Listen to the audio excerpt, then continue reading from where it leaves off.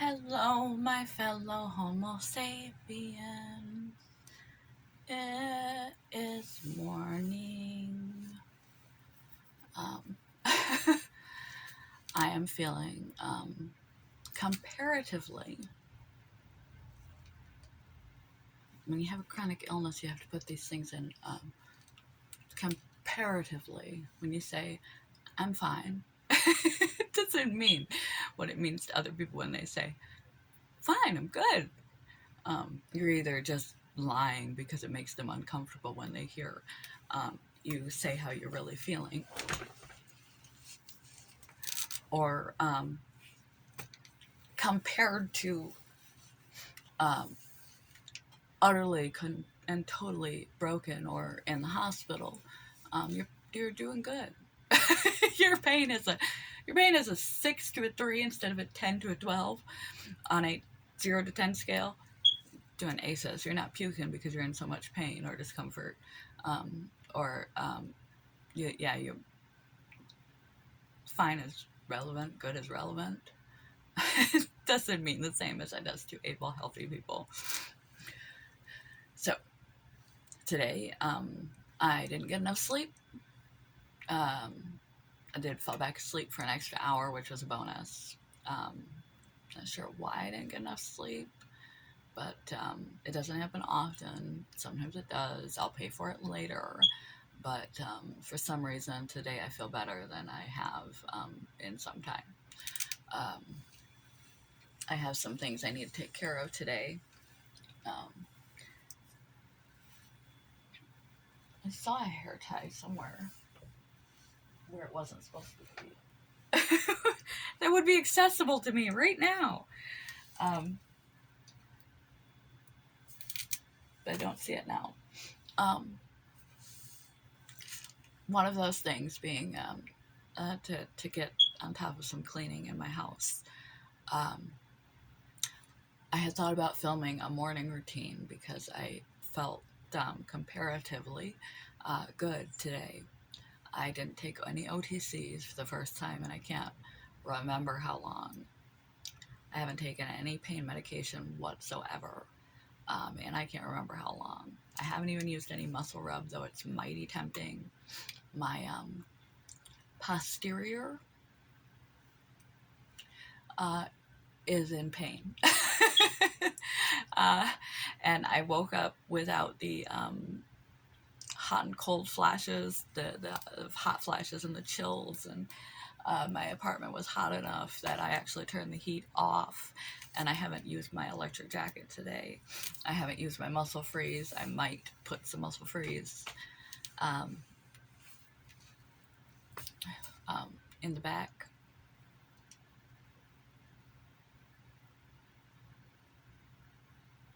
Itty bitty waist and some muscle cream in your face, you got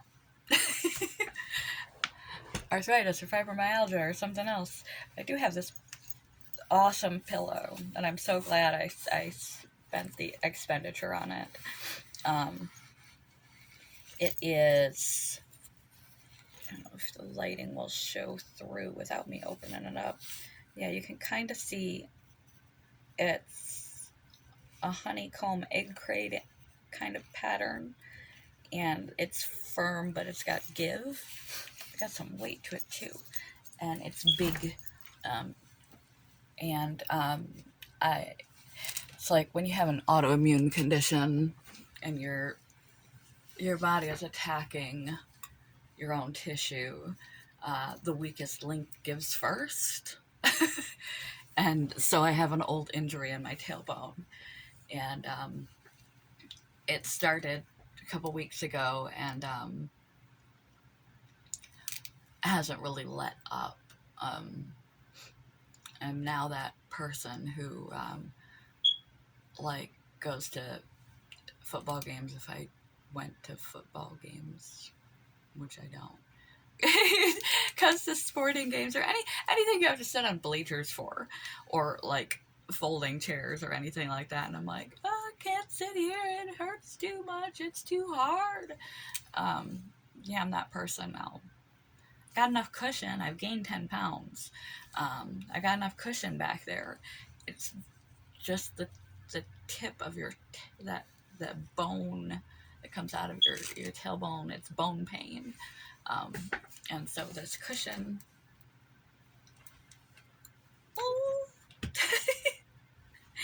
um, is made specifically for rheumatoid arthritis, or osteoarthritis if you happen to have had a hip injury, a pelvic injury, and you have arthritis in your hip. Um, it's specifically for that, and it's great. It really does help. Um, doesn't make the pain go away, but it's much more comfortable seating and than any surface. So I've been toting this around with me. Whenever I sit at home, I'm contemplating taking it to work with me. Um, on today's agenda, I was going to film a morning routine, like I said, and then I realized, you know what? Comparatively, you feel good. Realistically, you don't feel that good. You've got a lot of makeup to do.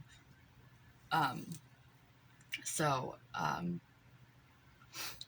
going to get back into at least setting my intentions and my to-dos for today so I can get my brain in order, and for the next couple of days so I can probably make more of a productive week out of this week than I have made the last while.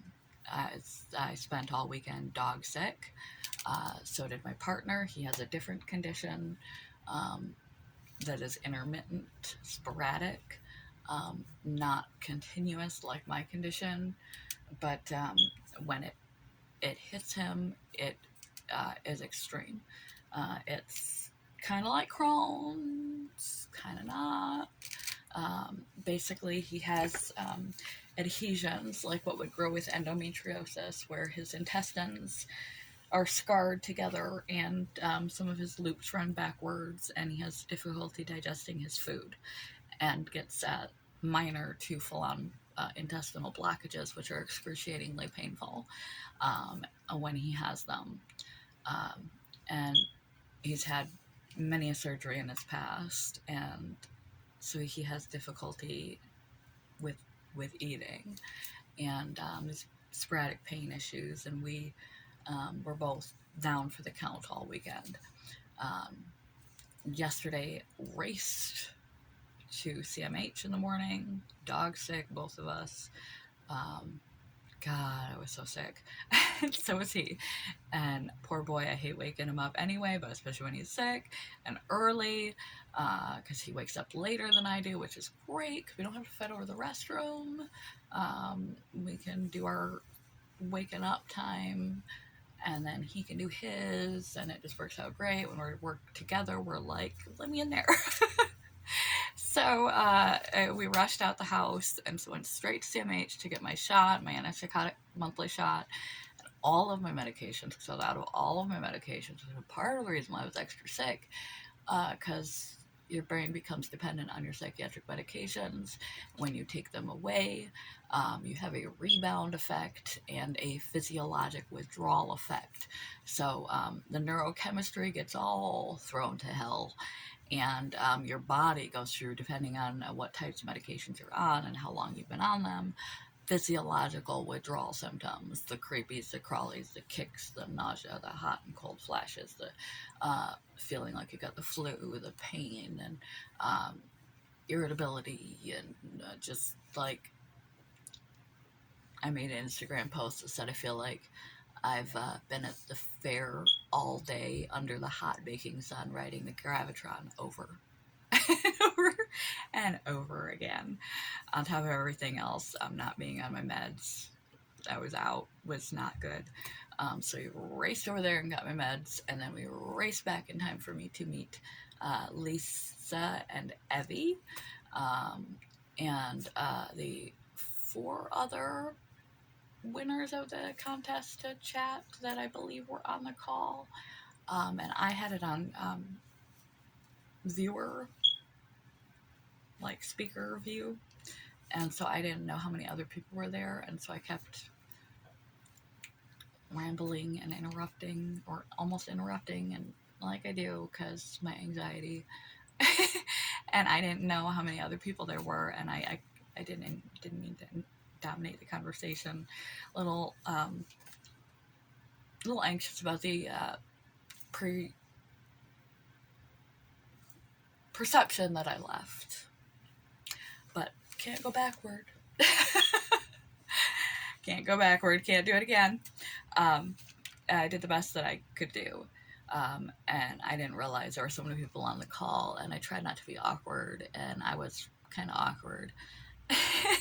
And I had it turned out I had an opportunity to ask just one question.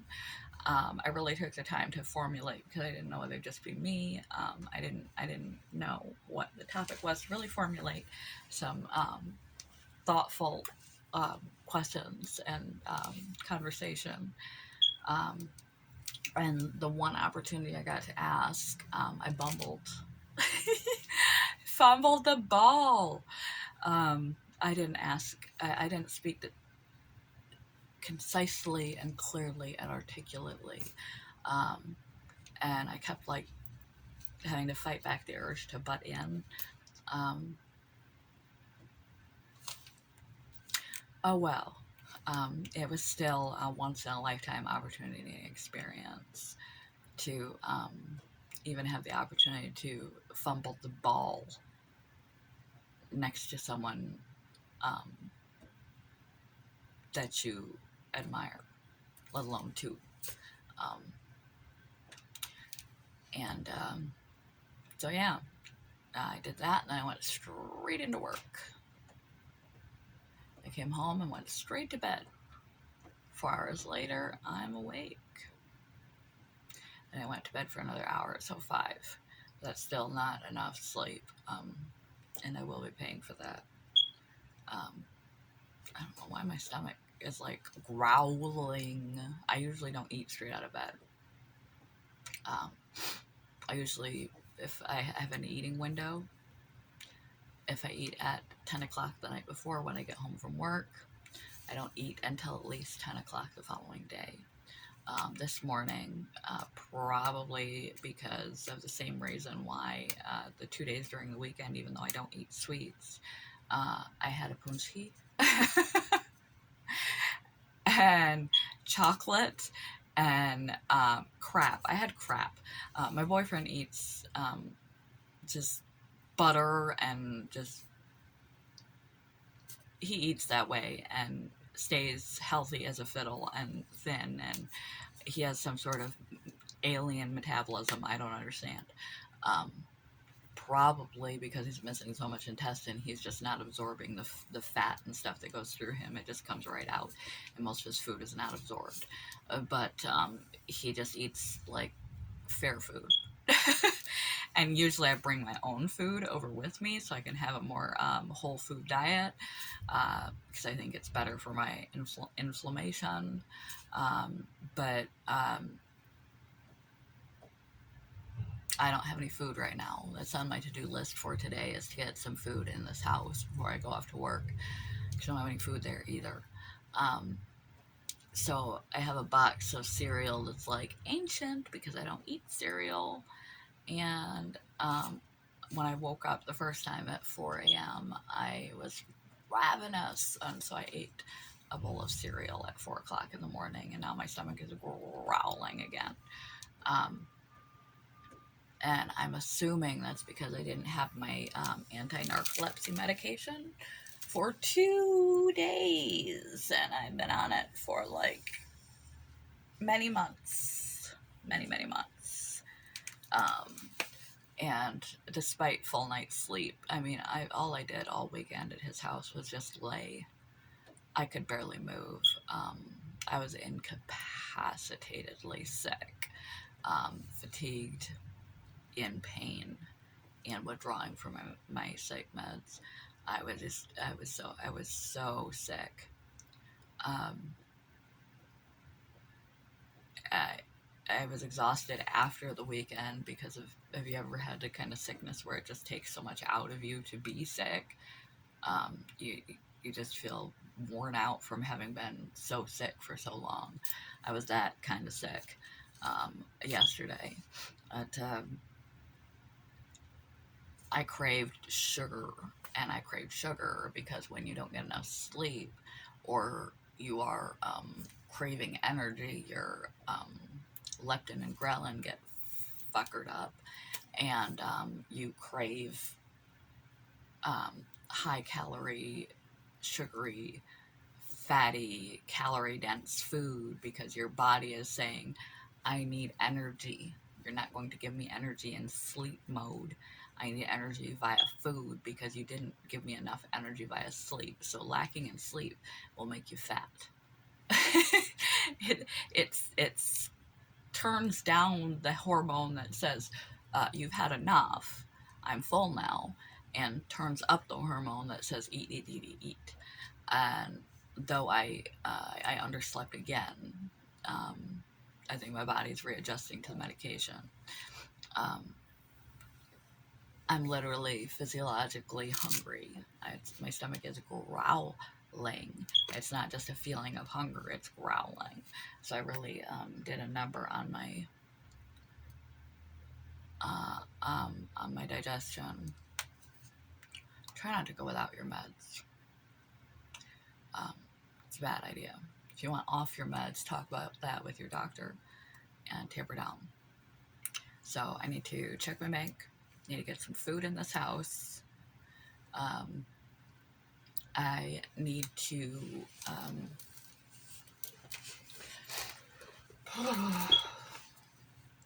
do some cleaning of myself. That's top priority. Cleaning up my house, that's a secondary priority. I need to call either the long haul COVID clinic or my primary about getting a hormone panel done. One of the two I must accomplish today. And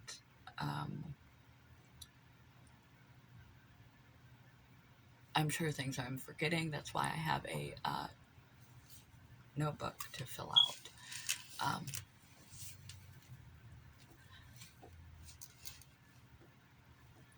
As far as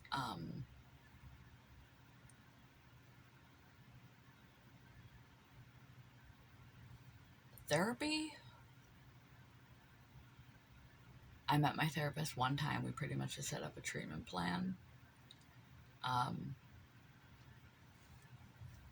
don't know how she'll be because I haven't met her yet, but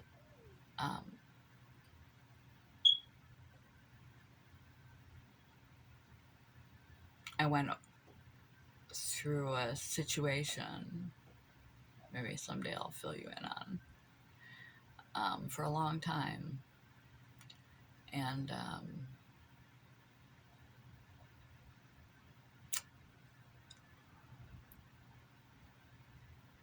right when it came to a head, she left. And then I didn't have a new therapist forever. And I don't really feel like I need to get into it, but I don't feel like filling her in on my entire backstory.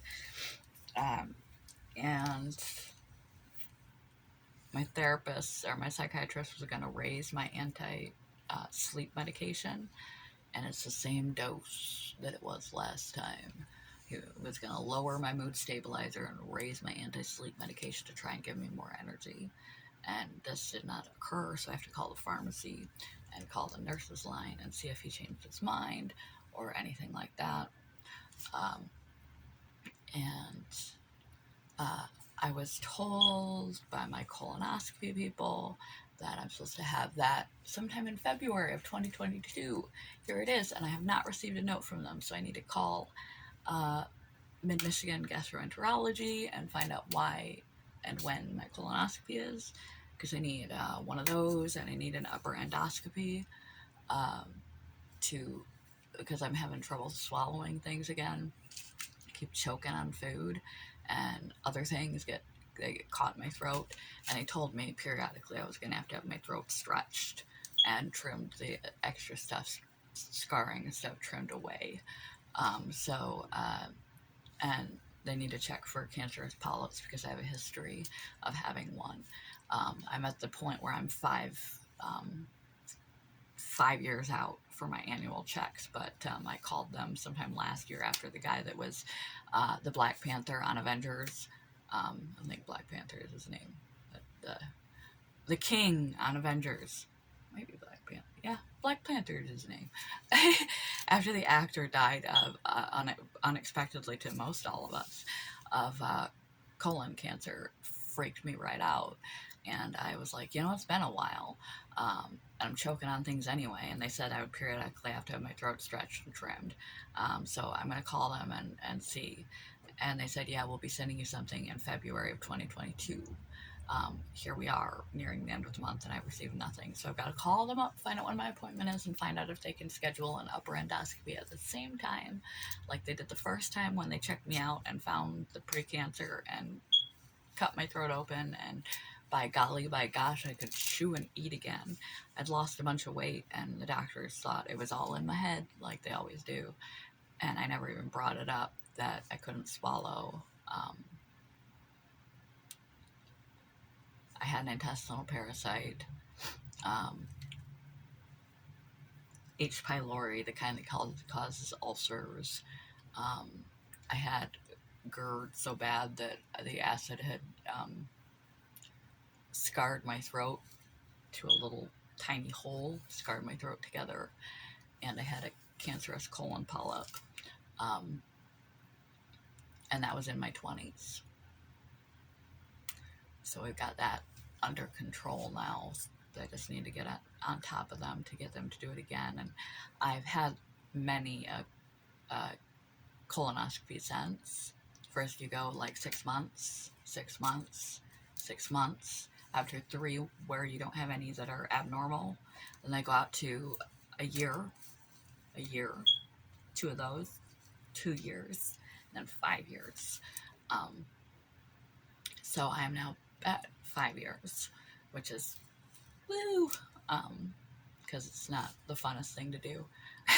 But you gotta do what you gotta do. And other mental health news, physical health news. Not that I can think of off the top of my head. I'm still trying to wake up here, and I've got to start writing stuff down before I forget it. I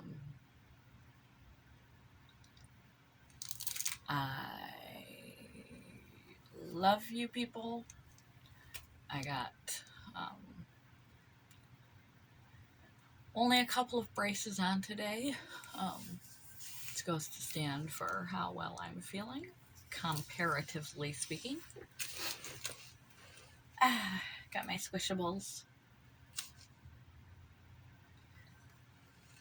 Fast food socks. Should not eat fast food.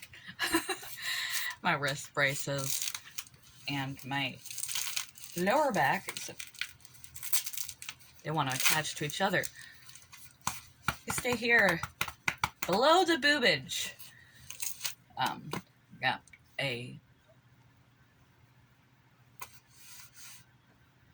my lower and my upper back brace on. Oh, and here's a TMI. I probably shouldn't even say this. It's been going on for like 3 months. It's more, it's not just a thing that's gonna pass. It's some kind of medical symptom bullshit. For like, I used to be a regular like clockwork. Well, let's put it that way. And for about 3 months now, despite drinking 64 ounces of water a day, eating a high fiber diet,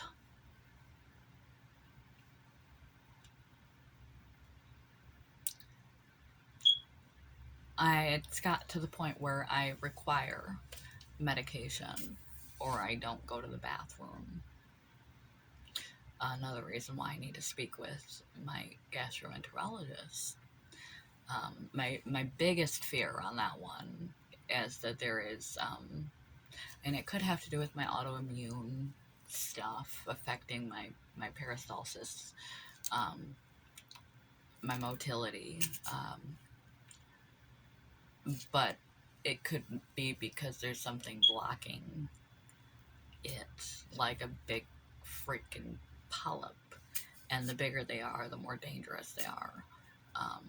They're really slow growing, by the way. It takes 5 to 10 years of having a polyp typically before it becomes cancerous. And when it becomes cancerous from the top down.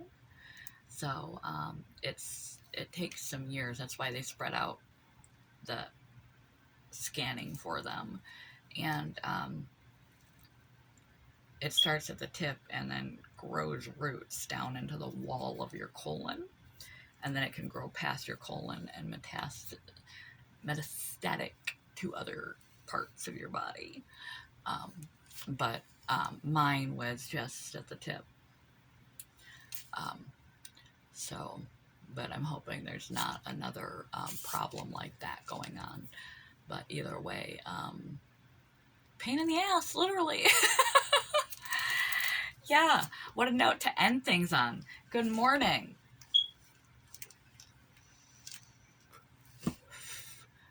I don't know. I don't know if they're going to let me in a long hauler clinic. I don't know. I don't know if I'll get answers from that. I don't know. I don't know what I'm doing. Nobody that finds themselves in this position knows what they're doing. Even doctors that find themselves sick, that don't have an immediate and obvious answer, don't know what the hell they're doing. That's why so many turn to functional medicine and holistic approaches and other things, is because they have their own medical crises in themselves or a loved one. And no typical solution solves the problem. I think about the worst thing that could happen, even though sometimes I think it'll be about the best, because mania is like pure adrenaline.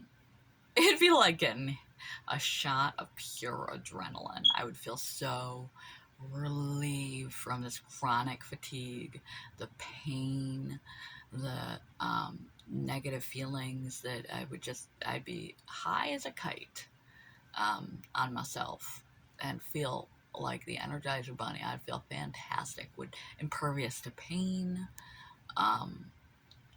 super confident, super energetic, but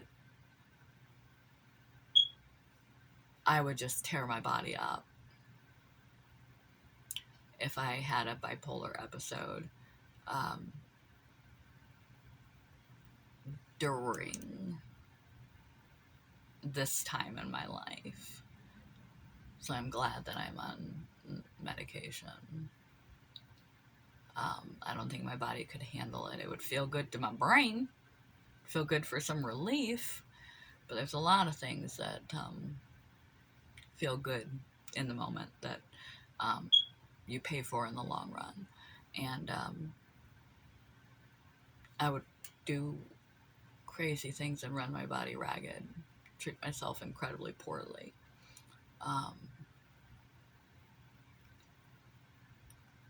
So, although in theory it sounds lovely. Sounds lovely to feel that damn good. Gotta take care of yourself, whether you want to or not. And if you don't know how to, you gotta figure it out. Because you're the only one that can. I went on here to say specifically something, and it has nothing to do with anything I've said, so got that.